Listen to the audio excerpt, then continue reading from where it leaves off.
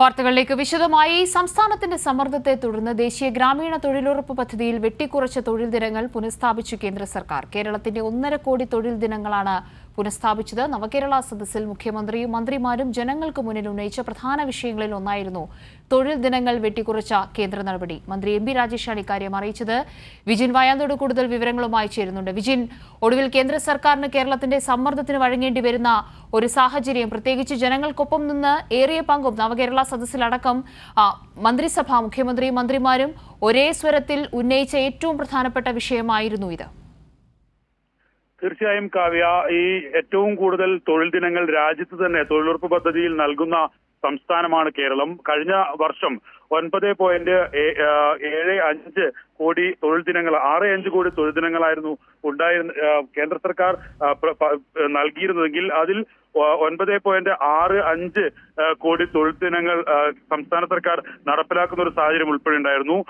അതിൽ നിന്നാണ് കേന്ദ്ര സർക്കാർ 6 കോടി തൊഴിൽ ദിനങ്ങളായി ഈ തൊഴിലുറപ്പ് പദ്ധതിയിലെ തൊഴിൽ ദിനങ്ങൾ വെട്ടിക്കുറയ്ക്കുന്ന ഒരു സാഹചര്യം ഉണ്ടായിരുന്നത്. ഇതിനെതിരെ ഈ തൊഴിലാളികളുടെ വലിയ പ്രതിഷേധവും ഒപ്പം തന്നെ സംസ്ഥാന സർക്കാർ നിരന്തരമായി കേന്ദ്ര സർക്കാരിൽ സമ്മർദ്ദം ചെലുത്തുന്ന ഒരു നടപടിയും ഒക്കെ ഉണ്ടായിരുന്നു. തുടർന്ന് നവകേരള സദസ്സിൽ ഉൾപ്പെടെ ഇക്കാര്യം ജനങ്ങളോട് വിശദീകരിക്കുന്ന ഒരു സാഹചര്യവും ഉണ്ടായിരുന്നു. ഇതിന്റെയെല്ലാം അവസാനമാണ് ഇപ്പോൾ ഈ സമ്മർദ്ദങ്ങൾക്കെല്ലാം ഒടുവിൽ കേന്ദ്ര സർക്കാർ 1.5 കോടി തൊഴിൽ ദിനങ്ങൾ കൂടി ഇപ്പോൾ കൂടുതലായി അനുവദിച്ചിരിക്കുന്നത്, കൂടുതലല്ല പുനഃസ്ഥാപിച്ചിരിക്കുന്നത്. നേരത്തെ സംസ്ഥാന സർക്കാരും അതുപോലെ തന്നെ മന്ത്രി എം. രാജേഷും നേരിട്ട് ഡൽഹിയിലെത്തി ഇക്കാര്യം ആവശ്യപ്പെട്ടതിനെ തുടർന്ന് 2 കോടി തൊഴിൽ ദിനങ്ങൾ നേരത്തെ പുനഃസ്ഥാപിച്ചിരുന്നു. ഇതിനുശേഷം ഇപ്പോൾ സമ്മർദ്ദങ്ങൾക്കൊടുവിൽ 1.5 കോടി തൊഴിൽ ദിനങ്ങൾ കൂടി ഈ പുനഃസ്ഥാപിച്ചിരിക്കുന്നു. അങ്ങനെ 3.5 കോടി പുനഃസ്ഥാപിച്ച് നൽകിയിരിക്കുന്നു എന്നുള്ളതാണ് കാണേണ്ട കണക്കുകൾ. ഇത് പ്രകാരം 9.5 കോടി തൊഴിൽ ദിനങ്ങളായി ഈ വർഷം തൊഴിലുറപ്പ് പദ്ധതിയിലെ തൊഴിൽ ദിനങ്ങൾ മാറും.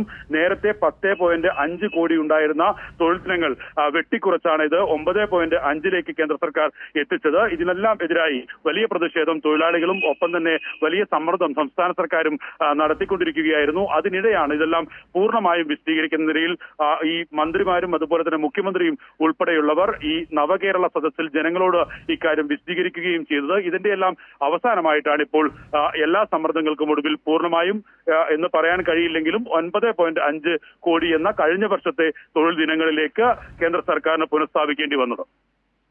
വിജിനാണ് വിവരങ്ങൾ നൽകിയത്. സംസ്ഥാനത്തിന്റെ കടുത്ത സമ്മർദ്ദത്തെ തുടർന്നാണ് ഒടുവിൽ കേന്ദ്ര സർക്കാരിന് ഇങ്ങനെ ഒരു തീരുമാനത്തിലേക്ക് എത്തേണ്ടി വന്നത്. ദേശീയ ഗ്രാമീണ തൊഴിലുറപ്പ് പദ്ധതിയിൽ വെട്ടിക്കുറച്ച തൊഴിൽ ദിനങ്ങൾ പുനഃസ്ഥാപിച്ചിരിക്കുകയാണ് കേന്ദ്ര സർക്കാർ.